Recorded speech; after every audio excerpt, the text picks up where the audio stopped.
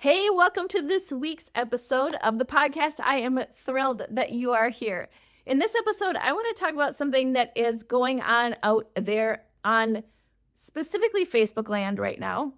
But in general, it is such a great reminder of when you are building an online business, making sure that you own the platform that you are building your business on.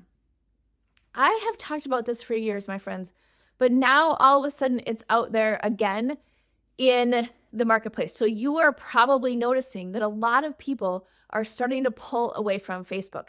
I've had 5 or 6 or 7 people in my network every single day saying, peace out, I'm out. I'm not going to be a part of this anymore. I have had business owners who I work with, business owners who I follow, who are saying, I'm moving my entire community off of Facebook. There's too many things going on right now on Facebook. It's not serving my audience. And it makes me giggle because I have been talking about this for years. One, yes, there's all sorts of crazy happening just everywhere, but in social media. But here's the bigger picture, which I want everyone to just think about, is when you build your business on someone else's platform, you are dependent on their platform. You are dependent on whatever it is that they decide to do. They decide to close their business, doesn't matter, you're done. They decide to shift a policy or change something, it doesn't matter. You don't own it, you're done. And over again, this is one of the things I talk to my clients about as they're building on different platforms, is be aware that you are renting land from a landlord. If you were renting a house from somebody and they decided to sell that house tomorrow, you're out, right? Or you're at the whims of the new owner that comes in. I think that one of the biggest examples of this that's happened in the last couple weeks is the TikTok debacle, right? When your whole business is dependent on someone else's platform and it goes away, so do all your sales, so do all your customers, so do all the things. So I always recommend that you build your business on your own foundation and then go from there. And so specifically, if you look at building or running a Facebook group, we'll just take that as an example. I was at a networking meeting yesterday and there's, 80 some thousand people on this woman's Facebook group that she uses as the primary platform for how all these women communicate, right? Which is basically the back end that she has. The networking event is like an all-day thing and it's on Ring Central, so it's on just a random Zoom platform. And there's replays and whatever else, but there's no membership site. There's no back end to her business other than Facebook. So 80,000, 85,000 people on the Facebook group. Does she own all of their details? Maybe, right? She maybe has them all in an email list, but she's sending them all to Facebook. It was interesting. We were having a breakout discussion and there were a bunch of us who were like, we use LinkedIn. We don't use Facebook for general conversations. And we was like, oh, can we use that or not? And they were like, no, because you have to be part of this group. That's how you all communicate. And that's on Facebook. Again, super huge risk. If Facebook changes something, then she's out of those 85,000 people who are interacting and wanting to interact with each other. All day long, my recommendation to her would be get that off of Facebook and put it into some sort of platform that you own.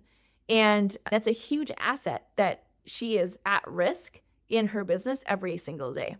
I have another client that I work with who has moved her entire community off of Facebook into a different platform.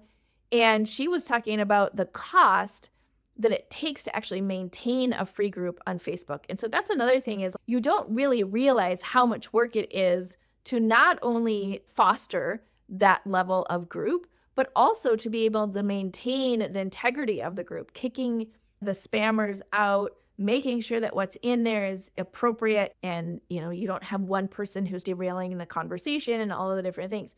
And so again, you're at the mercy of who is on there and who is coming in. And so if you haven't thought about this and you have a community, one of the things I always recommend is on the platform, of course, but make it a cohesive experience for your customers.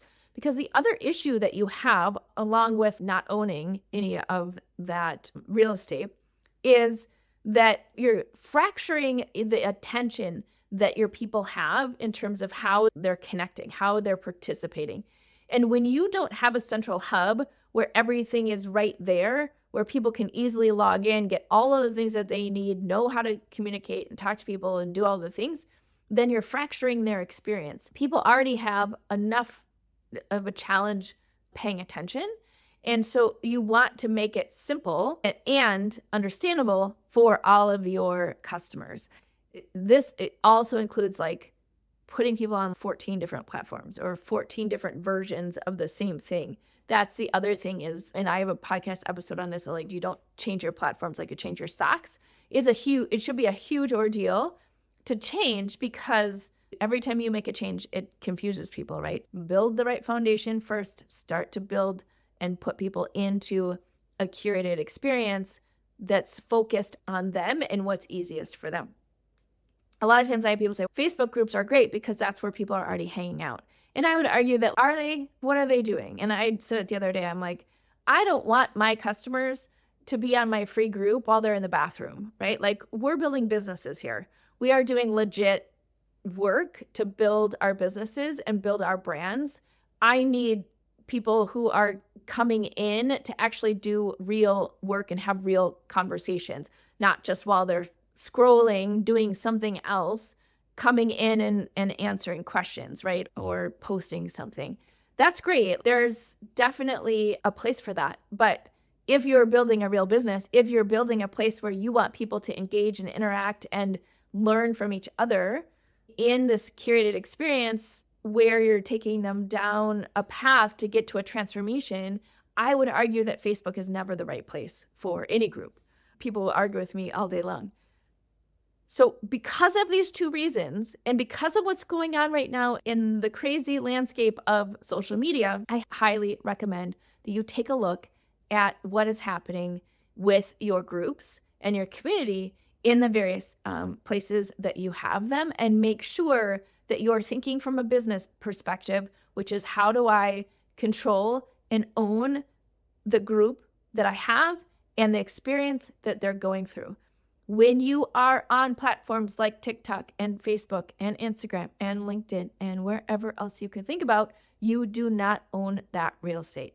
It is a huge risk to your business, and it is a huge risk to you being a scalable expert business owner who is building something that helps people get a transformation. So if you're interested in learning more about the platforms that we recommend for you to be on, to grow your business, to grow your community, and really be able to own the asset that you have, which is your vast network of customers, then give me a shout and we'll have a conversation, because I guarantee that if you put the right community in place with the right intention around your curated experience, your customers will show up. They will show up, and the quality of your conversations will be a lot better than they will be when you're, having them scroll through Facebook mindlessly and answering or asking or engaging in various conversations. There you go. That is my soapbox for the day.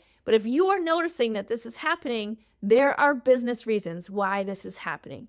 And so all I say is make sure that you're looking at it from a business perspective.